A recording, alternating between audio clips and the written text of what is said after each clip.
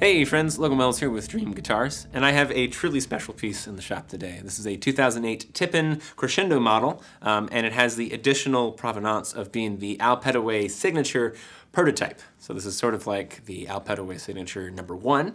Al Petteway had #2. That's the one that he personally owned and gigged with for all those years.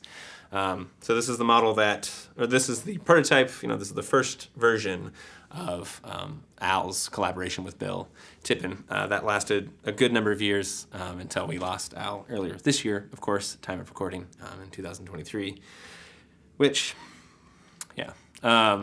Anywho, this instrument is fantastic. It's really beautiful. It's a great example of Bill's work, and of course, Al would have signed off on a guitar like this. It's exquisitely responsive for fingerstyle play, and being from 2008, it has also opened up a lot. It's been played in a ton. It has a lot of bloom, especially in the mid-range, and really strong trebles, which also tracks because that's something that Al always gravitated towards, was a really strong treble string. He wanted to have really good melody. Notes in this guitar definitely does have some really good melodies in it. The body is Brazilian rosewood, very beautifully figured, and the top is a set of Moonspruce. A couple other creature comforts include an arm bevel here, sound port in Bill's own style. We also have a cutaway in this one with a little bit of a bevel here, which we'll get into a little bit more. But yeah, how about we get into it now? So, like I said, this is a Moonspruce top, and it's kind of got more of an amber honeyed hue, since its construction in 2008. So it's darkened up a little bit, which just looks good. This pickguard was installed later on, and here's that cutaway with that little bevel here. So Bill's been doing that for a long time, and it just makes those top frets a little bit easier to get to, which I always like.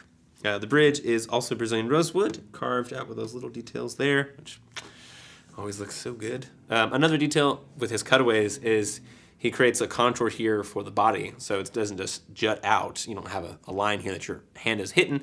Instead, there's this nicely curved section, so it's very smooth for your left hand when you go up. Coming around to the other side, we have a strap button offset from the heel, which is the thing that both Bill and Al swear by. And then we have one of Bill's sound ports here, which I just love the way they look. They're so small as to not really change the voice. It just gives you a little more me in the monitor, so you can hear yourself a bit better. Coming to the back, Brazilian rosewood of the highest caliber, pretty straight grain stuff, a little bit of figure, a little bit of ink lines and some silking, ink lines, which just looks nice. And a very thin piece of pearl for the center strip. That's something Bill does a lot, and I love that. It's just enough pearl to make it pop, but not so much as to take away from the beauty of the woods. The heel is also really cool. Bill does this a fair bit, has been doing this for a long time, but this is a good example of where he has this kind of a two-tone carved heel. So it swoops a little bit. There's a little less material on the treble side, which again helps you get your thumb around it for those top frets, but also with this extra piece of ebony laid on top, which you can feel the kind of the ridge. It just looks good. It's a really cool little feature, and I think that really helps set this guitar apart, and Bill's guitars in general. Neck profile is kind of a soft V to it, fairly smoothly curving across the length of it, so it's very soft V to my hands. These are sort of like the antiqued Waverly tuners, open back, of course. And then in the front we have another piece of nicely figured Brazilian rosewood and Bill's headstock profile, which is always nice to see. And then lastly we have one of these little details here just below the nut. This is something Bill does a lot, where it's just a small little triangular piece which is trimmed with pearl.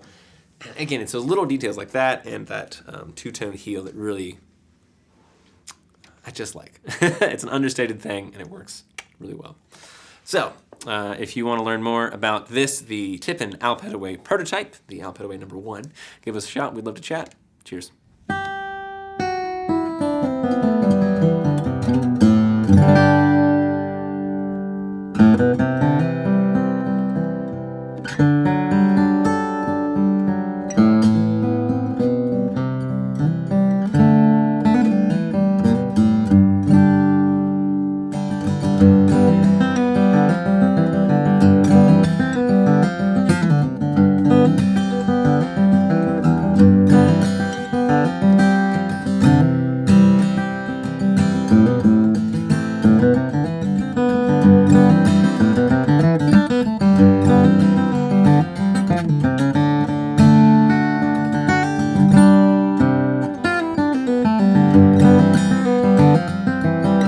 Bye.